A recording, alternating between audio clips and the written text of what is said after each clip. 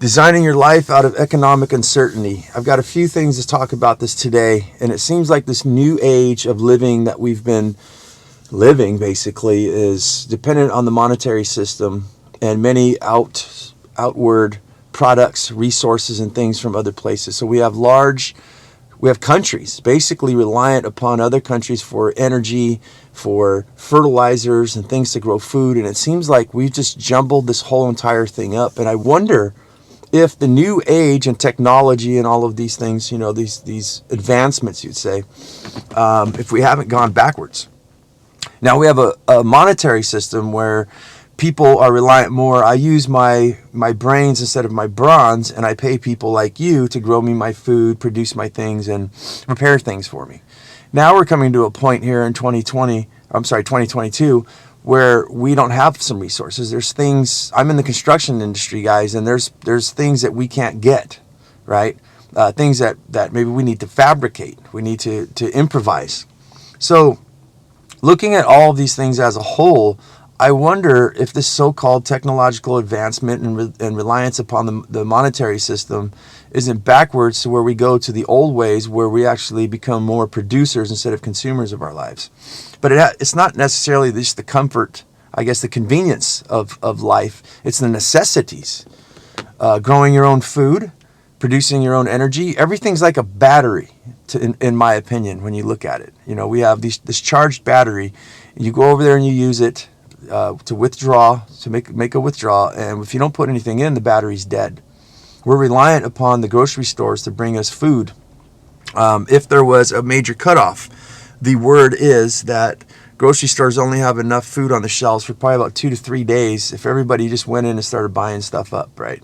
They have to keep those trucks. They have to keep things, inventory rolling in. And it's across the board. So what do we do to combat these sort of things? First of all, I think, in my opinion, people are not going to give up their conveniences. We have had a bull run. I think a lot of people don't understand. A bull run in the market is when everything's going great, right? Everybody's making gains, capital gains on things. Money's coming in. It's very easy to make money. Money is loaned at low interest rates, right? So it's basically cheap money to keep borrowing and borrowing. We have these things called zombie corporations where the whole entire structurization of the business was reliant upon borrowing money, right? They didn't really build any infrastructure. And a lot of them are starting to fail right now because they can't borrow more money to keep their head above water. And I look at these things to combat these economic uncertainty is to get off, to start living more of the simple life. For those of us who want security and those of us who want less of a headache. It's become to the point right now, I don't know about you guys, but I'm like stressed out and overburdened with all the information and things that are going on out there, right? Evergrande, China, one of the largest building developers is completely, I guess, gone from what they're saying. They started to build houses, taking payments from people. They're not even building anymore. People have to pay their mortgages before their houses are even built, right? So that's what's going on. This big old, how do you say, not revolt, I guess it could be called a revolt, where they're going to the banks and saying, hey, we need our money back and we're not going to pay unless you guys start building things. So the whole reliance on these large businesses, large corporations and trade just seems like it's just so much. And there's nothing we can do about it. We're like sitting ducks. So simple living seems like it takes away a lot of the headaches, a lot of the burdens, because you know what? There's not that much that you're not reliant upon a monetary system that if we have a recession or things crash, right, that you're severely, severely affected. You've got possibly your own generation of energy, right, through solar and things like that. I mean, if you're living in the city, there's no way you're going to put hydropower. It's way too loud. That's where the water comes through a sharp nozzle, hits a turbine, spins it. If you're going to put windmills, if everybody put windmills up, I think it'd be unsightly, which in my book, I'm like, who gives a crap about unsightly? But the best bet is to go with something like solar, right? And producing your own food. I've got a couple of notes here of just the low dependency on the monetary system. If the monetary system's so wonky, we need to get off of it. So that's where I say creating a lot of your own energy, producing a lot of your own food. buying good things, right? Such as what I bought is, I got another note here, it says automating everything you can.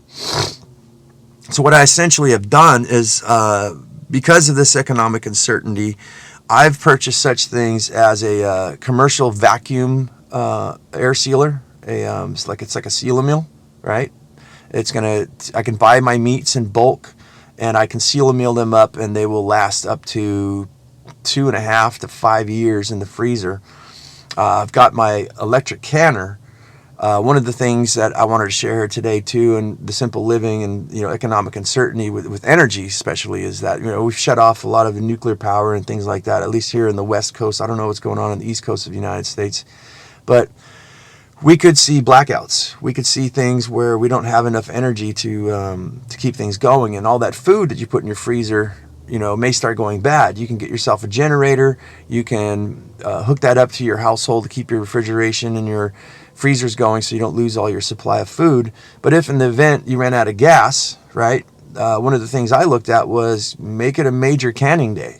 Go and take for instance, off the top of my head here, I've got chicken, I've got beef, I've got lamb, I've got all fish, I've got all kinds of different things that I can actually can.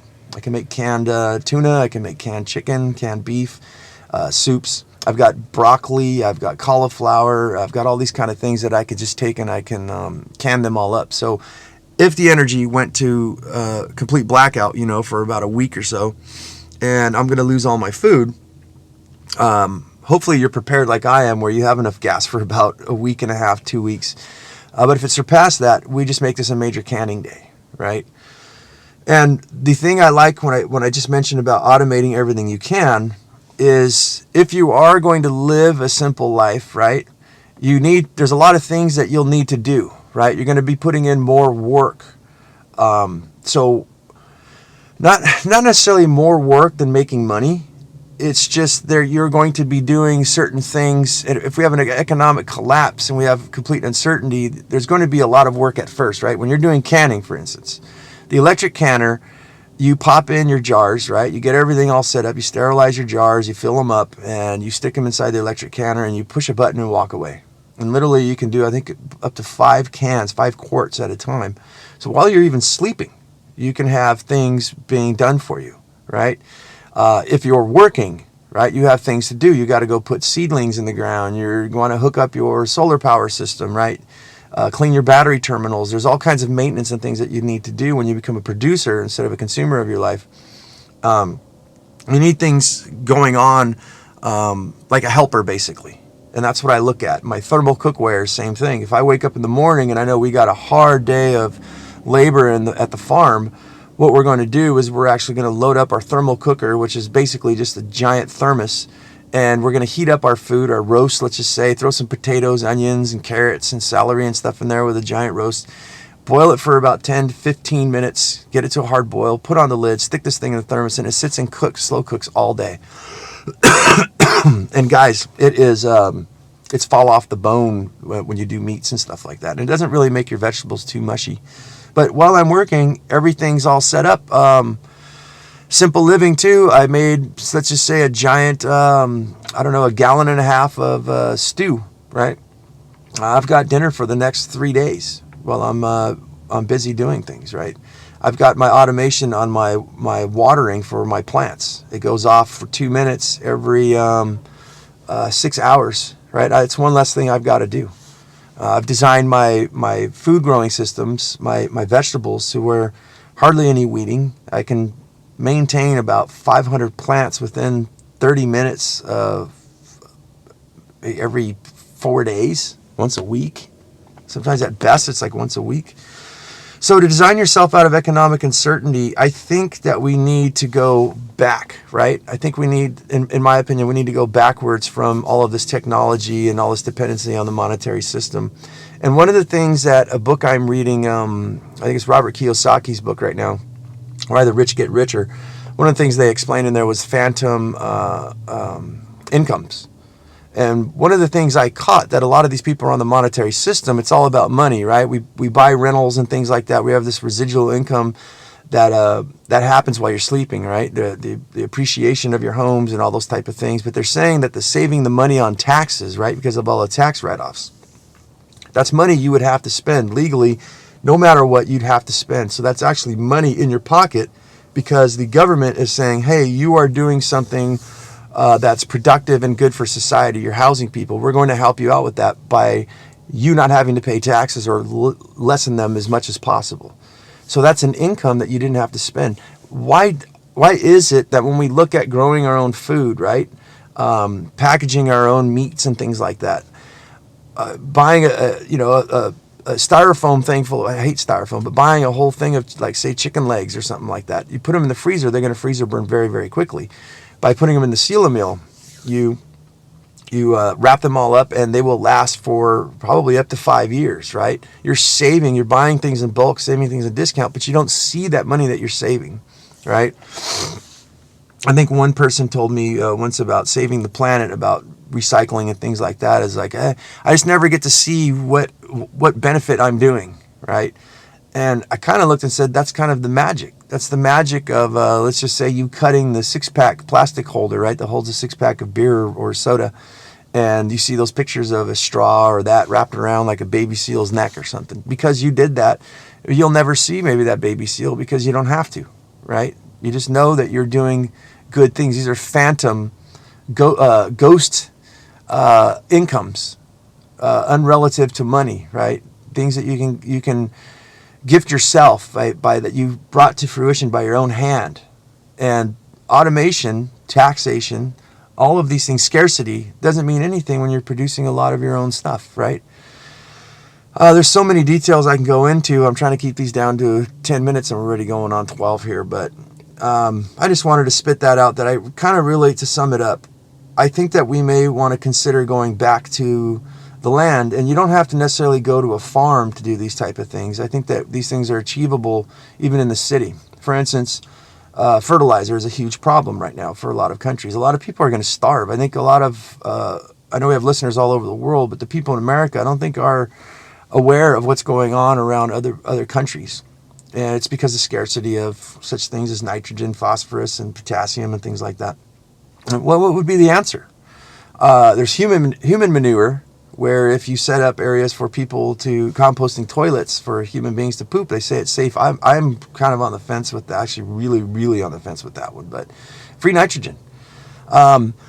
Nitrogen in your urine catchment. Now, urine, I'm kind of poo's poo. Urine, I'm kind of like, you can drink it literally in a survival situation. It's sterile. One of the things a lot of people don't know is if you cut yourself and say you got a bunch of dirt and things in a wound, pee on it to use that to clean out the wound. It's completely sterile. But it turns, prepared right, which I don't have time to go in details today, it actually could be used as a nitrogen source to grow food. One of the things I look at is your scraps. Now, if I was on a farm, let's just say in Florida or someplace where we had tons of rain, I would grow lots of things such as moringa plants, moringa trees, and whatever excess fruits and things like in the tropics you get where they're just falling off, you stick those things inside of a giant worm bin, right? A worm farm, rather.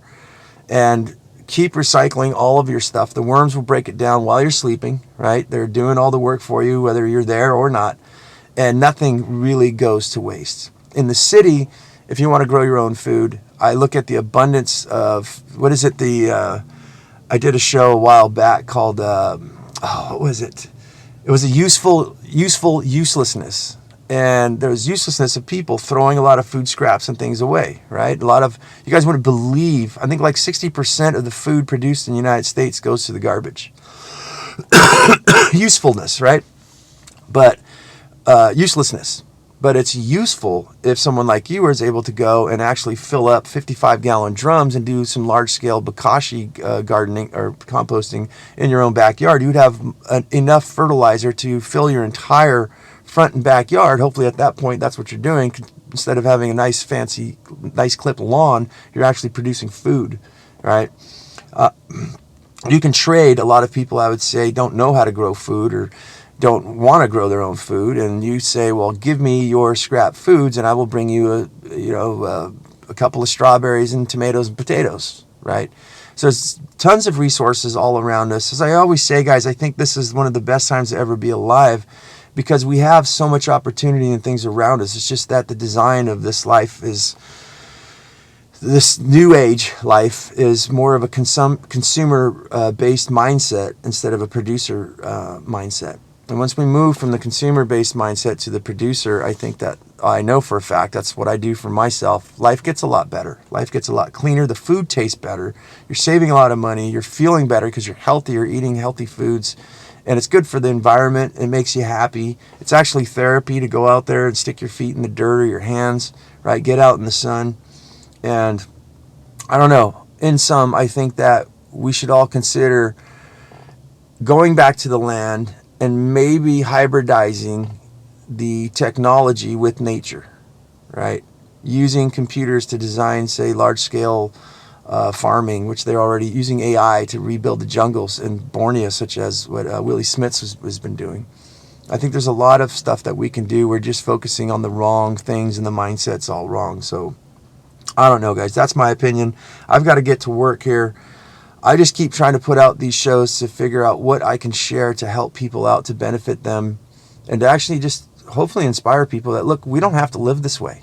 We don't have to be going through all these gauntlets and these hoops. And the absorption, I guess, is the last thing I want to say, is I noticed with myself, I've been absorbing all the information and things that are out there, and it's been taking away from, here's what's going on with the world, right? Here's all the problems, and let's be aware, and let's understand history and taxation and inflation and all these kind of things, and recessions and how long they last, and the CPI, right, the GDP and all these kind of stuff, and money.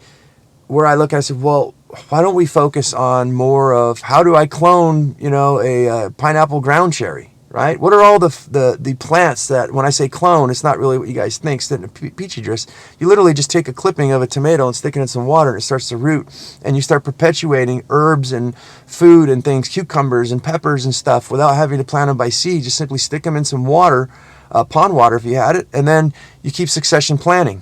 And it boosts your production, right? These are type of things. It's not just about gardening and producing solar energy. There's many, many things if we can get into this and start focusing on that production value instead of watching the news and trying to figure everything out, which is impossible because they're bombarding us with everything right now, so much information. So, I don't know. That's the show, guys. That's what I think. What do you guys think?